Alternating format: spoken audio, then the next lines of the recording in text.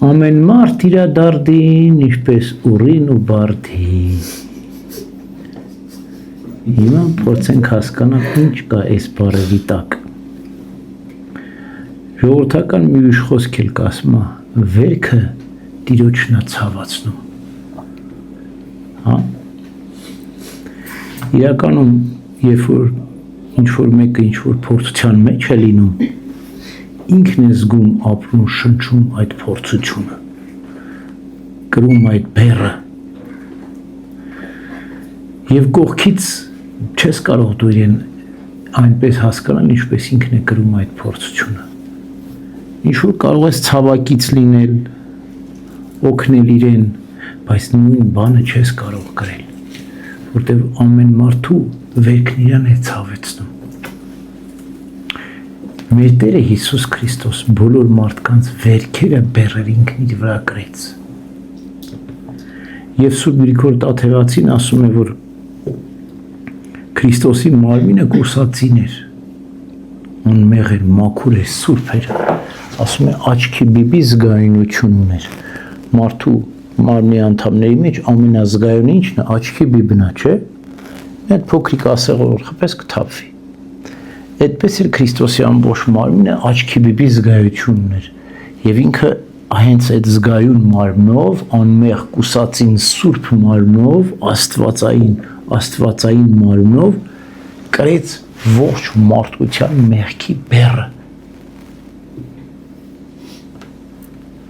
Այսինքն ինքը մեզանից ավելի ծանր զգաց ապրեց, միայն Քրիստոս ողջ մարդկության վերքը բեռը ինքը կրեց և զգաց, այն որ Գեթսեմանի պարտեզում ասում են, Հայր հեռացրու ինձանից այս բաժակը, այսինքն ինքը այդ պահին արդեն խաչն էր, խաչի վրա էր, ինքը զգում էր ամբողջ ծանրությունը բեռը, բայց մենք ուրիշի բեռը չենք կարող այդպես զգալ, ապրել, ամենաշատը կարող ենք ցավակից լինել։ Սա մարմնավոր նյութական իմաստով, բայց հոգևոր լուրջ խորը վերլուծությունների կարիք ունի այս խոսքը։ Օրինակ ծնողը կամ հիվանդապահը ավելի ծանր է զգում հիվանդի կամ իր զավակի հիվանդությունը, ցավը, քան թե զավակը։ Երբեմն երեխաների հիվանդ են ծնվում և մարդիկ մտածում են, այս անմեղ երեխան ինչ մեղավոր էր, որ հիվանդ ծնվեց, ծնողների մեղքի ինչու փոխանցվեց, չէ, այդ երեխան հիվանդ լինելով ծանրություն այդքան չի զգում, այդ ամբողջ ծանրությունը ծնողի վրա է, ծնողն է ապաշխարում հիվանդ երեխայի հիվանդության ընթացքում, ոչ թե երեխան իր ամբողջ հոգսը հանձնել է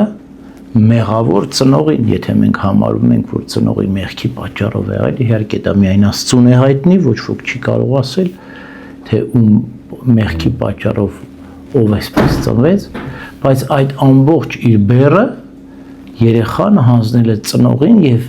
ծնողը իր գործած մեղքի համար երեխայի հիվանդության պարագային ապաշխարում է, ամբողջական ապաշխարում է և թողության է արժանանում, եթե ինքը գիտակցում է այդ ամբողջը։ Այսինքն հոգևոր իմաստով, այո, ծնողը, հայրը, ուսուցիչը, վարդապետը,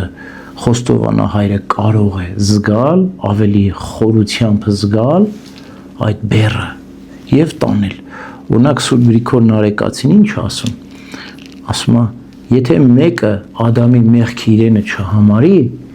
և ողջ մարդկության գործած մեղքերի համար ապաշխարության հոժարություն չունենա, ինչպես կարող է արդարանալ։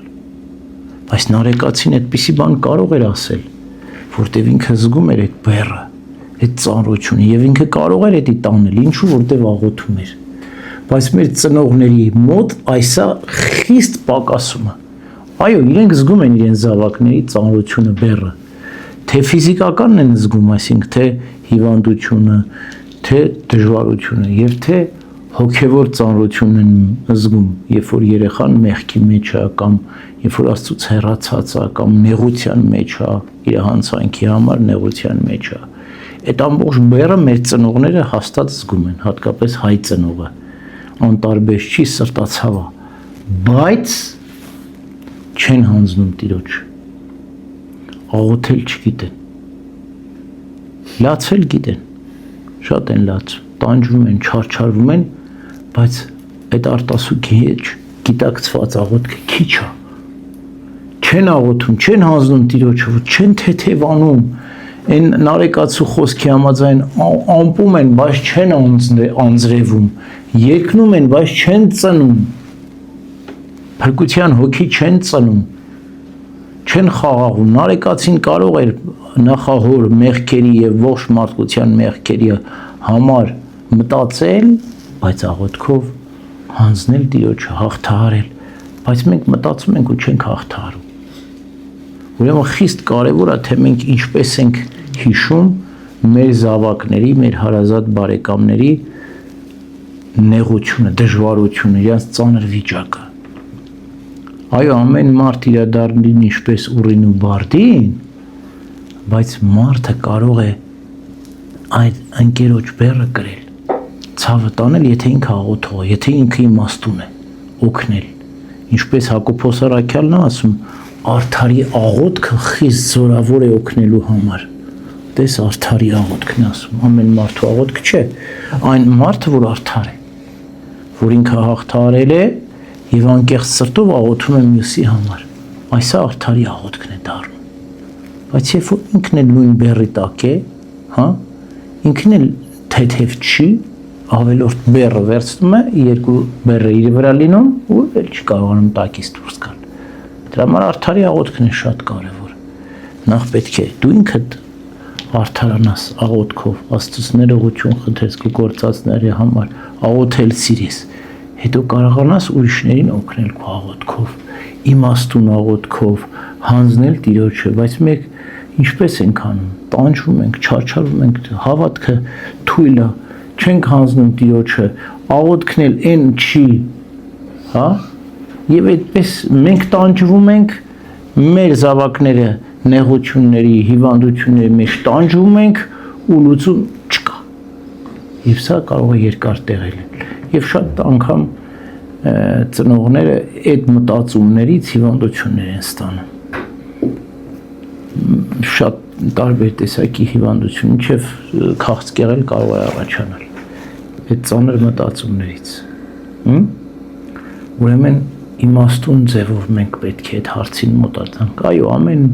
ինչպես ուռին ու բարդին, ամեն մարդ իրադարձին եւ նաեւ յուրաքանչյուր մարդու վերքը իրեն է ցավ պատճառում, սա երկուսն էլ ճիշտ են, բայց նաեւ արդարի աղոթքը զորավոր է օգնելու համար։ Եթե մարդն արդար է եւ կարող է օգնել։ Այս երրորդ խոսքը Հակոբոս առաքյալի շատ ավելի իմաստուն է եւ երկու այդ ժողովրդական առակներին հաղթում։ Արդարի աղոթքը զորավոր է եւ կարող է օգնել, ոչ թե ինչպես ուռին ու բարդին ամեն մարդ իր դարդին։ Ամեն։